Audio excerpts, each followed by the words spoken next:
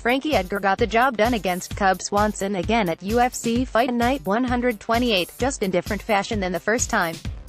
The longtime featherweight contender defeated Swanson by unanimous decision in the event's co-main event on Saturday night in Atlantic City, New Jersey. Edgar first met Swanson in a UFC main event in November 2014 and won by last-second submission. Throughout that fight, Edgar dominated Swanson with his wrestling. In the rematch, however, Edgar stayed on his feet for almost all the fight, yet still outstruck his opponent. Edgar used his range, pace, and volume to pick Swanson apart on the feet. It was a somewhat surprising result, simply because the former 155-pound champ was so dominant on the ground in the first fight. It seemed likely he would return to the tools that got him the dominant victory 3.5 years ago. But nonetheless, less than 2 months removed from the first knockout loss of his veteran career, Edgar raised eyebrows like he so often does. What was the highlight of the fight? The highlight of the fight is that Edgar didn't get absolutely starched by Swanson just after getting stopped by future title challenger Brian Ortega at UFC 222 in early March.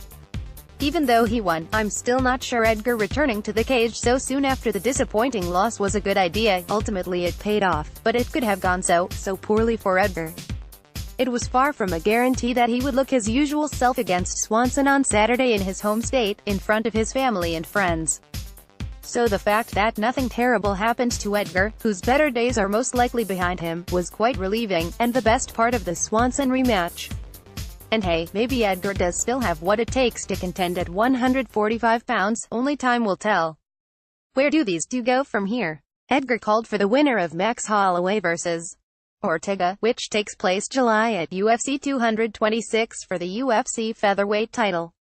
I'm not opposed to that, especially if Blessed successfully defends the title. We were supposed to see Holloway vs.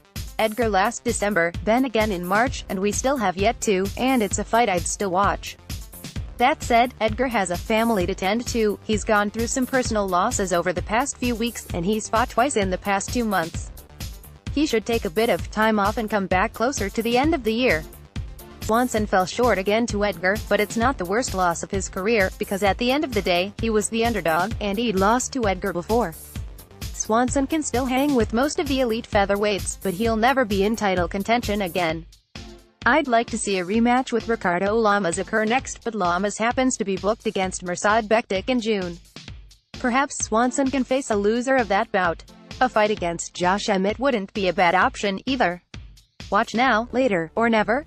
Edgar vs. Swanson 2 isn't absolute must-see TV, but it was enjoyable enough to warrant a watch, especially with no UFC for a few weeks. You'll have a lot of time on your hands if you didn't catch it live.